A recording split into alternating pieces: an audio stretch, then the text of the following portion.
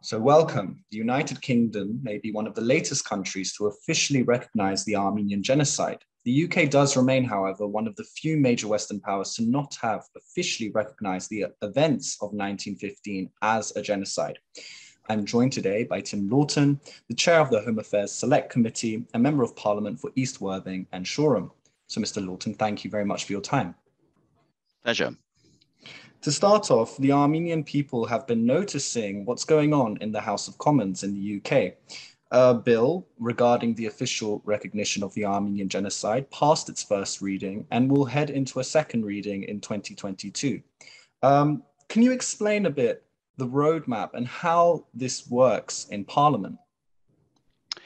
Well, let me be clear. This is what's called a 10-minute rule bill. It's a facility whereby any member of Parliament can bring forward a piece of legislation, and we are given literally a 10-minute slot to make a speech, and then there's a vote on that, and if nobody's opposing the bill, it will go forward to a second reading stage at a date, in this case in March.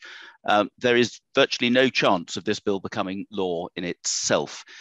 It will then go on to a list for second reading, and I think my bill is something like number 22 on a very long list, and we're only likely to get about two or three bills on that day. So the bill will actually fall. So I haven't done this in the anticipation it's going to become legislation overnight, but what it does do is give a very good platform and an airing for this important cause in Parliament. And this piece of legislation will appear on the order paper, which is the parliamentary timetable every day, and will be part of the process of putting pressure on the British government to say, look, this is an important issue.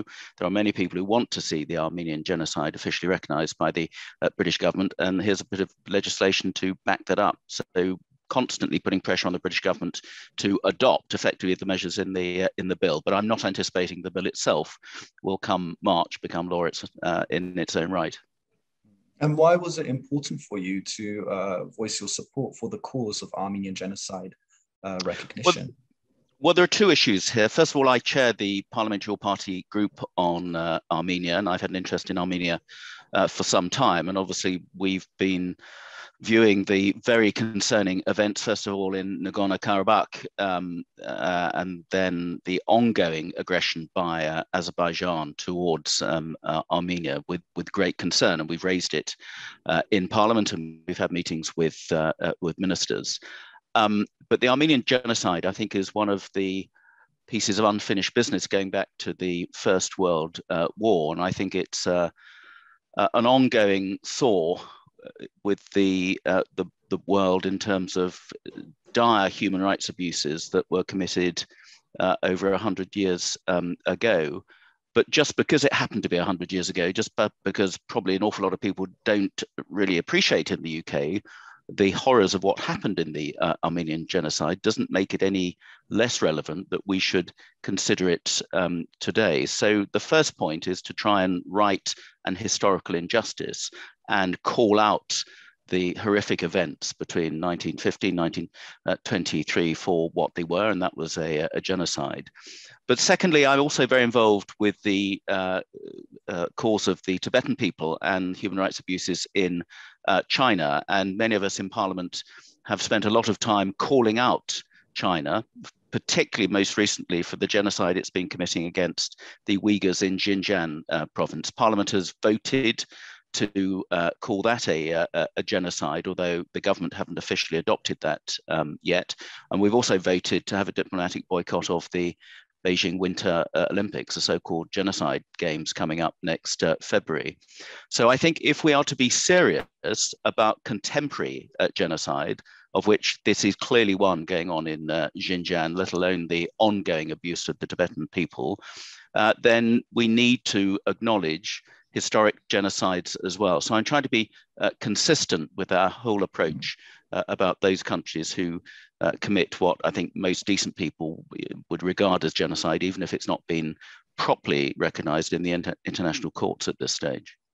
And recently on LBC, you were sparring with Labour MP Richard Bergen with regards to the Chinese government's policies towards ethnic minorities. And you made the point that there should be a separation between the sentiments towards a people with the actions of a state or historical events that took place. Why do you think some are reluctant to take this approach?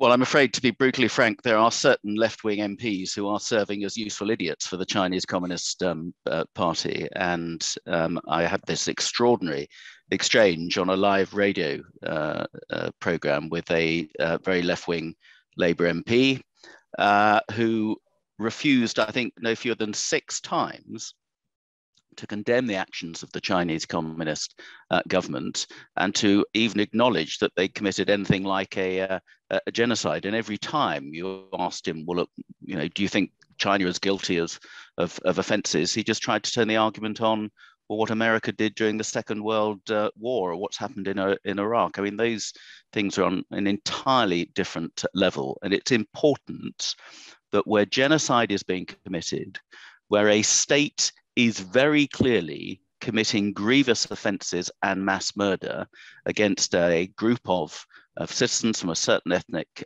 background, that is genocide. And frankly, we do nobody any favours by failing to call that out, and we should do so at every possible opportunity. So I was giving a Labour MP the opportunity to criticise what's going on within China at the moment, but extraordinarily, he wouldn't even take that opportunity. And frankly, I think that just undermines the credibility of anybody who claims to be interested in human rights. And in terms of the cause of Armenian genocide recognition, I'm wondering what sort of feedback, what sort of reactions you're getting from your parliamentary colleagues. Is there anything you can tell us about that? Well, I think there's a lot of support in Parliament. And again, it's cross-party support. It's not something that's the preserve of just my party, the Conservative Party, which is the governing party. But there's my 10-minute rule bill was actually signed. You get sponsors for it by Conservative MPs, Labour MPs, Liberal Democrat MPs, Irish MPs, and Scottish MPs. So it's got a broad body of support. So I think that most people in the British Parliament would like to see the government adopt this official recognition.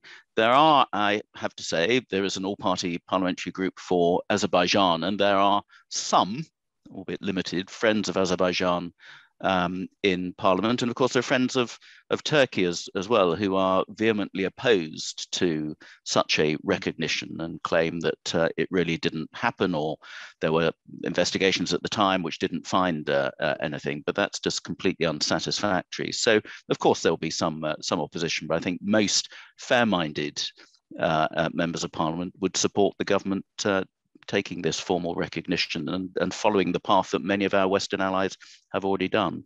And the Biden administration did officially recognize the Armenian genocide, but for years in the United States, this was a major issue, and many were concerned that Armenian genocide recognition would jeopardize the strategic relationship the United States has with Turkey.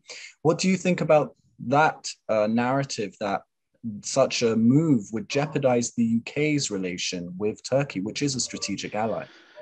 Well, I don't agree with that, and I think the states were absolutely right to take the course of action that it has, and it puts further pressure on the British government to fall in line as well. And frankly, Turkey is an ally. It's an important member of NATO, but we should be able to speak frankly to friends and allies rather than sweep this under the carpet. And again, I can't understand it. I mean, this is not something that's been committed by the Turkish government in recent years. It's not going on now. This is an historic genocide, which goes back over 100 years. It was committed in the dying days of the Ottoman Empire by a regime far removed from the current government in Turkey. So nobody's trying to apportion blame to the Turkish government now. And I would have thought that there's advantage to the Turkish government in trying to recognize some of the issues in the past and bringing some sort of closure, certainly in the interests of those on who the Armenian genocide still weighs heavily, certainly in Armenian history and culture. It is still a very big issue. And however one apportions blame, I would hope that a grown-up and important country like Turkey would want to resolve those historical differences. And I can't see the downside in doing that. So I think, you know, we should be able to talk in a grown-up and constructive way amongst our allies. And if that involves some historical criticism, then we should be able to have a sensible discussion about that and resolve it. And I have to say also when similar moves have been taken by other countries, particularly European countries, and there's been a short-term backlash by Turkey, and there's been a little bit of saber rattling. Actually, over the longer term, those relations have remained strong. And I think the trading relationship between France and Germany and Turkey and the amount of trade that goes on is more than ever before. So there may be a little short-term awkwardness, but over the long term, I think it will be to everybody's benefit. And, you know, given that many of our European partners have gone down this road, it just seems incongruous that we're not going the same way. And my final question is two-pronged. First off, I'm a West London boy, but I've been traveling extensively around the Middle East, and I was shocked by the perception of many people that the UK is a country that is willing to put things like business interests before ethical stands. This is a perception, but how do we as British people and as British parliamentarians even combat this perception? And finally, Armenian people were watching you, sir, on their tellies, and I'm wondering what your message would be to them who are quite captivated and quite interested by what's going on in the Commons. Well, first of all, I mean, having a foreign policy and a trade policy is always going to be a difficult balance. We need to be, and certainly in the post-Brexit era in which we find ourselves, we need to be as open as trading with as much of the world as possible.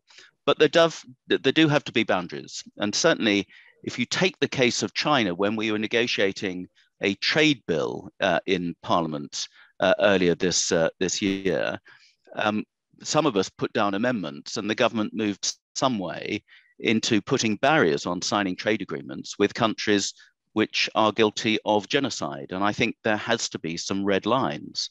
Now, our government has put down various conditions about trading with our companies trading with Xinjiang, where there's any evidence that goods may be produced by slave labor or the continuing human rights abuses going on there.